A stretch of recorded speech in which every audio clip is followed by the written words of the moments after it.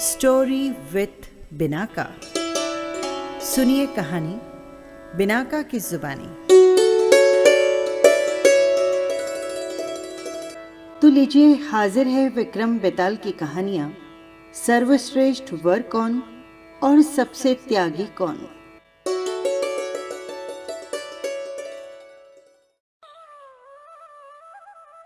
ये तो आप सभी जानते हैं कि जैसे ही न्यायप्रिय राजा विक्रमादित्य ने बेताल के प्रश्न का न्यायपूर्ण उत्तर दिया तो शर्त के अनुसार बेताल उड़कर पेड़ पर जा लटका।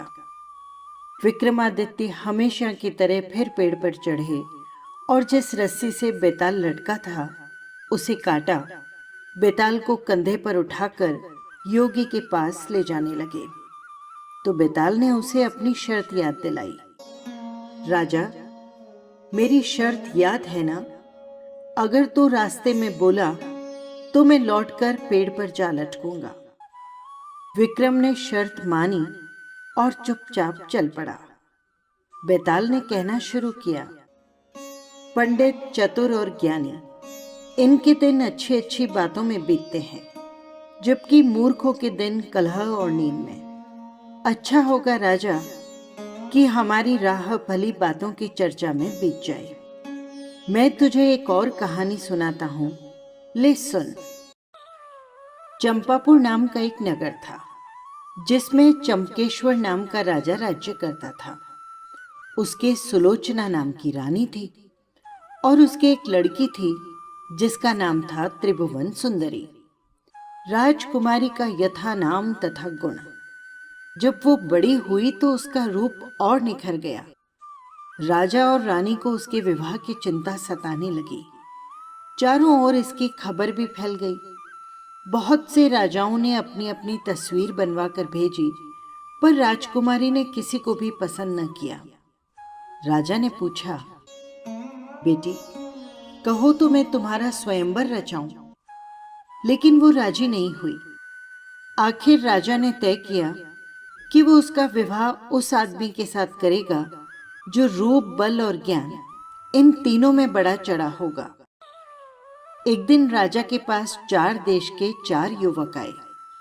एक ने कहा, महाराज, मैं कपड़े बनाकर बेचता हूं और मेरा एक कपड़ा 5 लाख में बिकता है।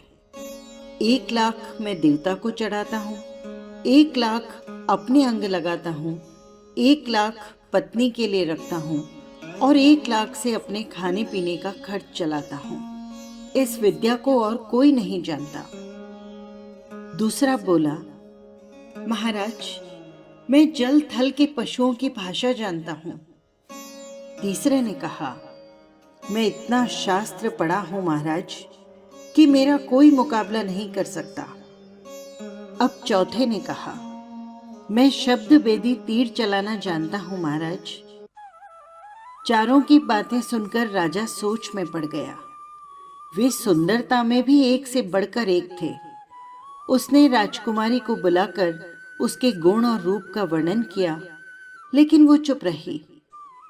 इतना कहकर बेताल बोला, राजन, तुम बताओ कि राजकुमारी किसको मिलनी चाहिए। राजा बोला, बेताल, जो कपड़ा बनाकर बेचता है वो शूद्र है, जो पशुओं की भाषा जानता है वो ज्ञानी है, जो शास्त्र पढ़ा है वो ब्राह्मण है, पर जो शब्द वेदी तीर चलाना जानता है वो राजकुमारी का सजातीय है और उसके योग्य भी है। राजकुमारी उसी को मिलनी चाहिए। राजा का इतना बोलना था कि बेताल गायब हो गया। राजा बेचारा वापस लौटा, उसे लेकर चलने लगा तो बेताल ने 10वीं कहानी सुनाई। मदनपुर नगर में वीरवर नाम का राजा राज्य करता था। उसके राज्य में एक वैश्य था जिसका नाम था हरिण्यदत्त। उसके मदन सेना नाम की एक कन्या थी। एक दिन मदन सेना अपनी सखियों के साथ बाग में गई। संयोग से वहां सोमदत्त नाम का सेठ का लड़का धर्मदत्त अपने मित्रों के साथ आया हुआ था। वो मदन सेना को देखते ही उससे प्रेम करने लगा। घर लौटा तो वो सारी रात उसके लिए बेचैन रहा। अगले दिन वो फिर बाग में आया। मदन सेना वहां अकेली बैठी थी। उसके पास जाकर उसने कहा, तुम मुझसे प्यार नहीं करोगी तो मैं प्राण दे दूंगा। मदन सेना ने जवाब दिया, कुमार, आज से 5वें दिन मेरी शादी होने वाली है। मैं तुम्हारी नहीं हो सकती, लेकिन मैं तुम्हारे बिना जीवित नहीं रह सकता। मैं अपने प्राण त्याग दूंगा। मदन सेना डर कर बोली, अच्छी बात है, मेरा ब्याह हो जाने दो। मैं अपने पति के पास जाने से पहले तुमसे जरूर मिलूंगी। वचन देने के बाद मदन सेना डर गई। उसका विवाह हो गया और जब वो अपने पति के पास गई तो उदास होकर बोली, प्राणनाथ, आप यदि मुझ पर विश्वास करें और मुझे अभयदान दें तो मैं एक बात कहना चाहती हूँ। पति ने विश्वास दिलाया तो उसने सारी बातें कह सुनाई। सुनकर पति ने सोचा कि ये बिना जाए मानेगी तो नहीं, रोकना बेकार है। उसने उसे जाने की आज्ञा दे दी। मदन सेना अच्छे अच्छे कपड़े और गहने पहनकर चली। रास्ते में उसे एक चोर मिला। उसने उसका आंचल पकड़ लिया। मदन सेना ने कहा, कौन हो तुम और क्या चाहते हो? तुम मुझे छोड़ दो। यदि मेरे गहने लेना चाहते हो तो ले लो। चोर बोला, मैं तो तुम्हें चाहता हूं। मदन सेना ने उसे सारा हाल कहा। पहले मैं वहां हो आऊं, फिर तुम्हारे पास चली आऊंगी। चोर ने उसे छोड़ दिया। मदन सेना धर्मदत्त के पास पहुंची। उसे देखकर वो बड़ा खुश हुआ और उसने पूछा, मदन सेना, तुम अपने पति से बचकर कैसे आई हो? मदन सेना ने सारी बातें सच सच कह दी। धर्मदत्त पर उसका बड़ा गहरा असर पड़ा। उसने उसे छोड़ दिया। फिर वो चोर के पास आई। चोर सब कुछ जानकर बड़ा प्रभावित हुआ और वो उसे घर पर छोड़ने गया। इस पर मदन सेना सबसे बचकर अपने पति के पास आ पहुंची।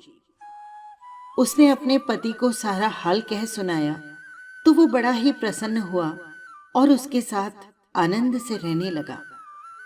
इतना कहकर बेताल बोला, हे राजा, बताओ, पति, धर्मदत्त और चोर, इनमें से कौन अधिक त्यागी है?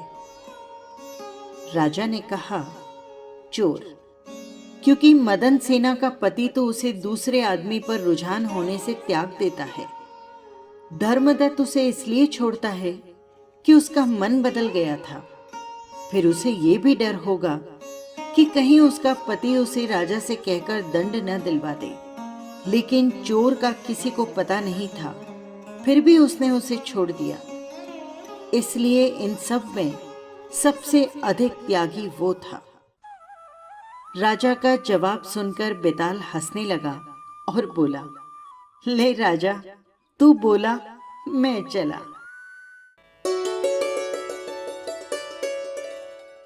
बस यही थी कहानी। आपको कैसी लगी कमेंट बॉक्स में ज़रूर लिखिएगा। और हाँ, यदि आपने चैनल को सब्सक्राइब नहीं किया है तो कर लीजिएगा। फिर मिलेंगे किसी नई कहानी के साथ। नमस्कार।